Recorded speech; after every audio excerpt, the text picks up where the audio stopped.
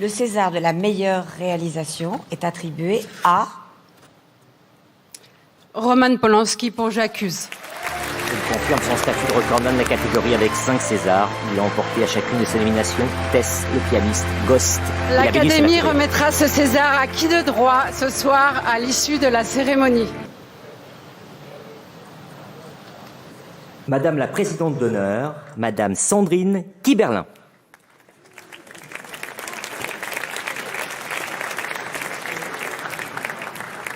L'affaire Roman Violenski et les Césars attise la toile depuis quelques jours. Et ce soir, pour en parler, je reçois des invités qui vont se taper sur la gueule plutôt que de débattre, car sinon on va se faire chier. À ma gauche, Gertrude Anouk, présidente du collectif féministe. Bonsoir Gertrude. Bonsoir. À sa droite, David Cano, vice-président du journal Santé. Bonsoir David. Bonsoir. À ma droite, un ami de Roman Violenski, ils se connaissent depuis les années 1970. Bonsoir, j'en ai marre. Bonsoir. Et à sa droite, mon voisin. Bonsoir. Tout d'abord, est-ce que vous avez regardé les Césars lors de la diffusion sur Canal+ en clair? Alors oui, on commençait les Césars sur une note plutôt légère et sympathique, mais... Attendez, j'en ai marre veut s'exprimer, allez-y. Alors oui, j'ai connu Violenski dans les années 1977. À cette époque, c'était l'effervescence du cinéma, n'est-ce pas, hein? Alors oui, c'est vrai, il a eu quelques soucis avec la justice, mais... Oui, donc des soucis avec la justice. J'ai 6 chefs d'accusation, viol sur mineur, sodomie, fourniture d'une substance prohibée à une mineure, actes licencieux et débauche, relations sexuelles illicites et perversion.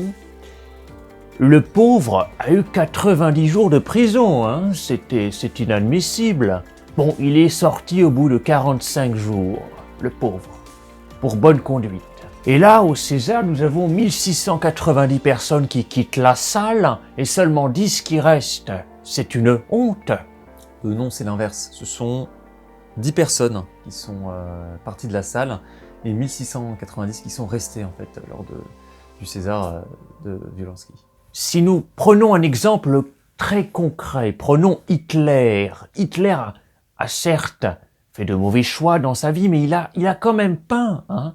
Et ses peintures ne sont pas si horribles que ça, hein. Ce sont des belles teintures, de beaux tableaux.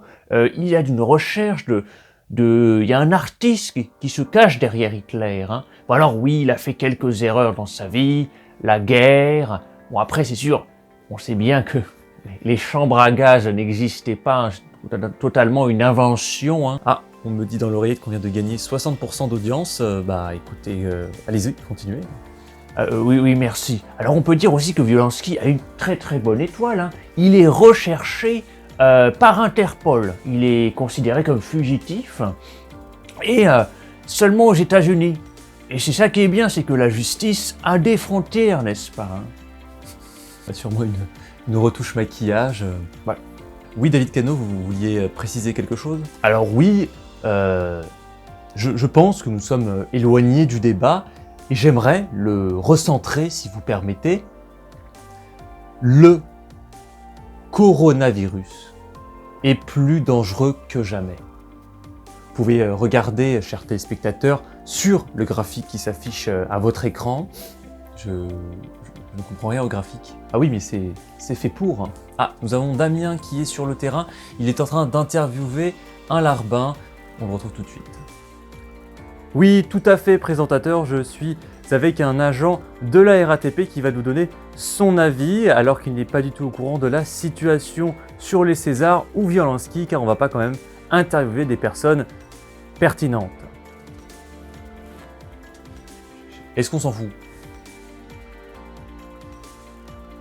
Voilà, je suis désolé, mais il faut revoir les priorités. Très bien, je vous rends l'antenne. Oui, David Cano, vous voulez rajouter? Il ne faut pas oublier le coronavirus. Il faut boire 1 litre d'urine de nourrisson pour se protéger contre le coronavirus. C'est prouvé et ça fonctionne. moi j'ai pas de gosse à la maison, hein. Vous voulez vous exprimer, j'en ai marre? Alors oui, vous savez, nous avons tous un problème. Ah, attendez, j'en ai marre, je vous coupe avant que vous disiez un discours raciste ou sexiste, mais sur Twitter, il y a Donald Trump qui a réagi à Violanski.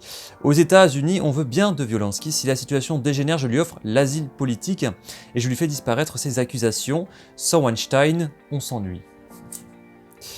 Et à ça, Balkany a répondu « Pas la peine, si jamais il est en prison, j'ai de bons tuyaux pour en sortir. » Je vois pas pourquoi il parle de tuyauterie, mais bon, bref, c'est pas grave. Vous disiez, du coup, j'en ai marre.